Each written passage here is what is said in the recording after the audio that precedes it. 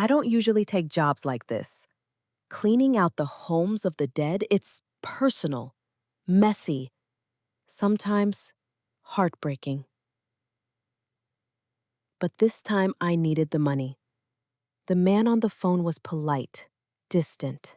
The tenant passed with no known relatives. He said, Just pack up what's left. Anything valuable goes to storage. Everything else, trash. he gave me the address. An old brick building on the edge of the city. Apartment 4C. It was raining the day I arrived. Of course it was. The hallway smelled like dust and damp wood. I found the door, inserted the key. The lock turned, and something cold pressed against my spine. The apartment was small, one bedroom, tiny kitchen, muted light from a single window. But what hit me first was the feeling. Familiarity, like I had walked in here before, a long time ago, in another life. I shook it off and began. Boxes, old clothes, books. And then I saw it. A mug, white chipped on the rim. I have that mug, at home. Exactly the same one. Even the same tiny scratch under the handle. Weird.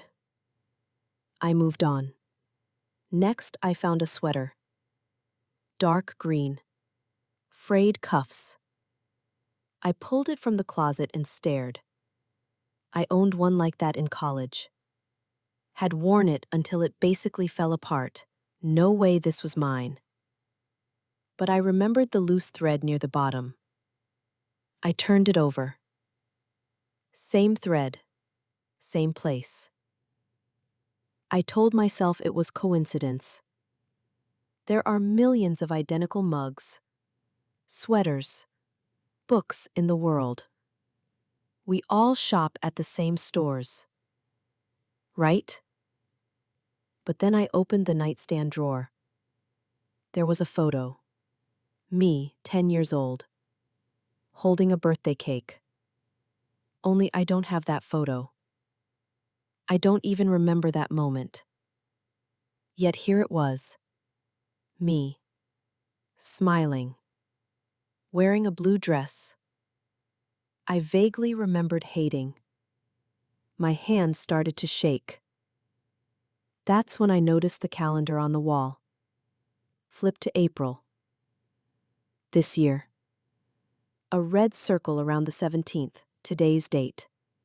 And next to it, written in sharp, blocky handwriting, she will come. Sat on the edge of the bed, holding that photo in my lap. The air felt heavier, like the apartment was waiting. I started opening drawers. Inside one, a paperback book, its cover torn, corners bent, I opened to the middle. There, underlined in pencil, my favorite quote, "We are the stories we tell ourselves." That line had stuck with me since high school. I'd never seen it marked in any other copy. Was this my book? I flipped to the front, the name inside written in black ink. My own, full name. I stood up, the room tilted. This wasn't just coincidence. This was curation. Whoever lived here collected me. My past, my belongings, my memories. I moved into the tiny kitchen, opened a drawer, cutlery. Mismatched, old. Then a spoon, dented, wide-handled. I had lost it 2 years ago, thought I threw it out. I joked that it was the perfect soup spoon. This one had the same dent. I found a notebook on the counter, blank pages except the first, scrawled in uneven handwriting. She doesn't remember yet, but she will. A sudden noise. The door, slowly creaking shut behind me. Though I hadn't touched it, goosebumps broke across my arms. I wasn't alone. I walked back to the living room. The boxes I'd packed earlier opened again, one of them, full of old VHS tapes. I don't even own a VHS player, but the labels on them, nah. My name, my handwriting. Sixth grade talent show, Grandma's Last Christmas, first apartment, 2012.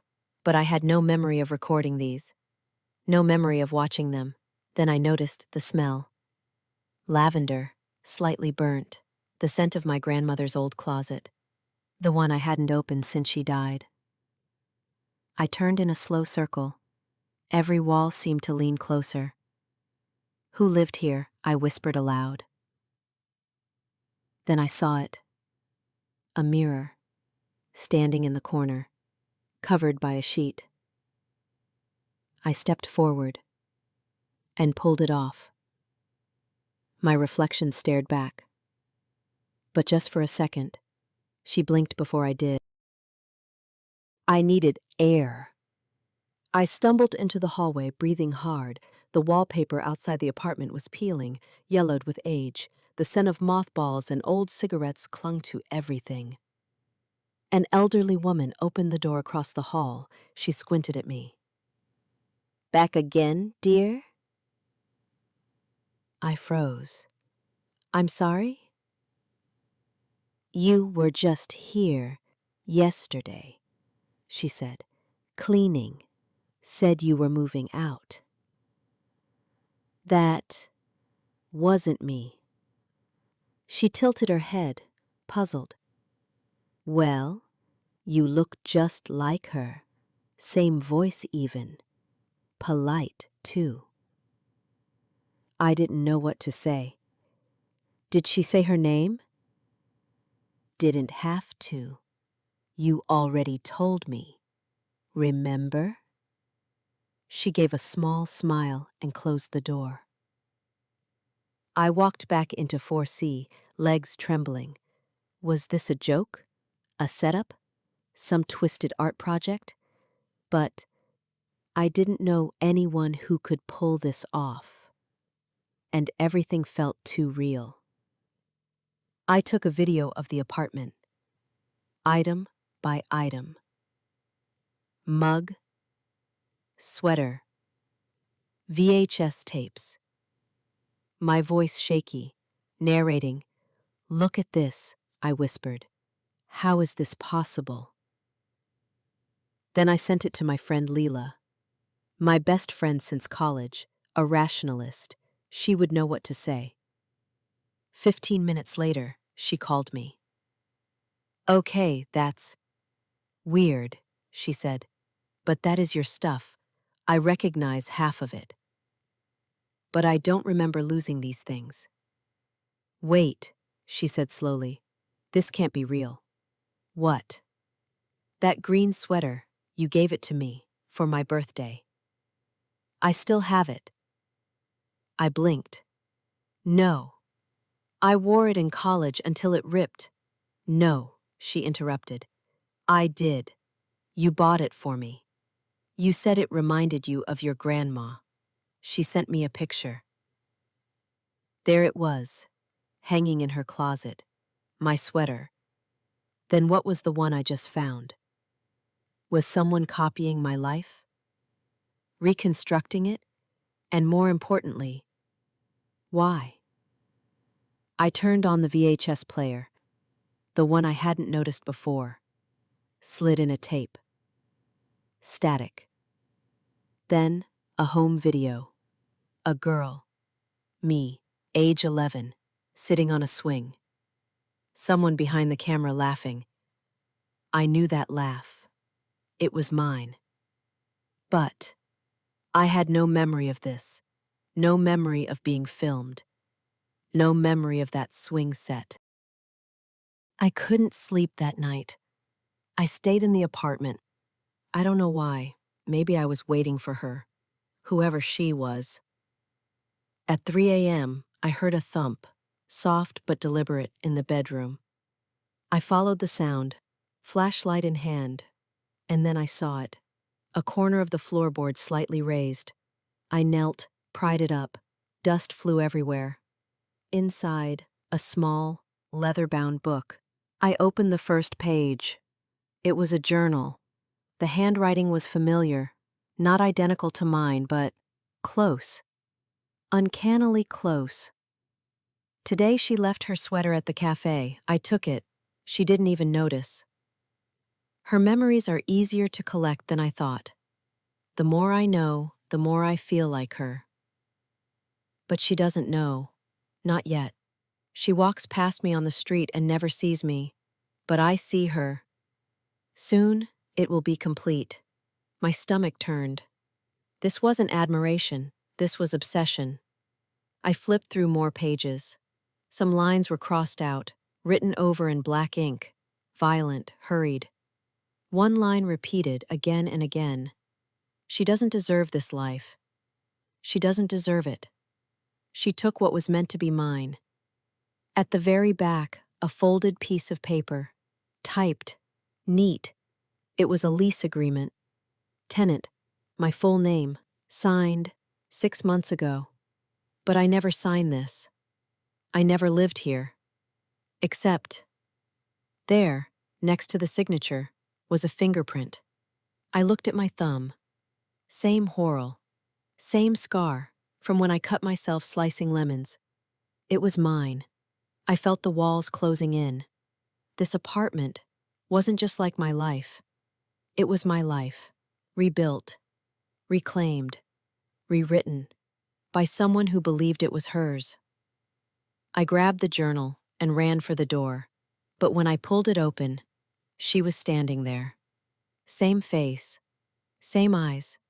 But different. Tired. Angry. Empty. She didn't speak.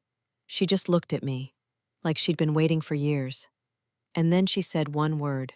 Finally. We stood in silence. Two women. Same face, same hands, same scar on the thumb. She took a step forward. I didn't move. I lived this life, she said quietly. Before you did, piece by piece, it slipped away. You took it. I don't understand, I whispered. I never took anything from you. She laughed, bitter, broken. You don't remember? That's the worst part. You never remember. She walked past me into the apartment, like she belonged there, sat on the edge of the bed, same as I did earlier that day. I watched you for years, she said. You lived everything I dreamed. That mug, that sweater, that swing set. They were mine first. You're not real, I said. You're in my head. Maybe, she smiled. But I know everything about you. Your regrets, your lies, the things you forgot, the things you chose to forget. I wanted to run, but my legs wouldn't move. It's time to choose, she said. You can go back to your life, pretend none of this happened, forget the apartment, the journal, me. Or stay, take my place, become me. She stood up. I did it once. So can you. Then she walked out the door, closed it behind her, and I was alone. The silence was thick. I walked to the mirror, looked into it. I didn't see her anymore, but I wasn't sure I saw myself either. I sat on the bed, my hands touched the quilt. I knew the stitching. I remembered sewing it, or thought I did. I opened the journal again and started to write. Today, she left. I stayed.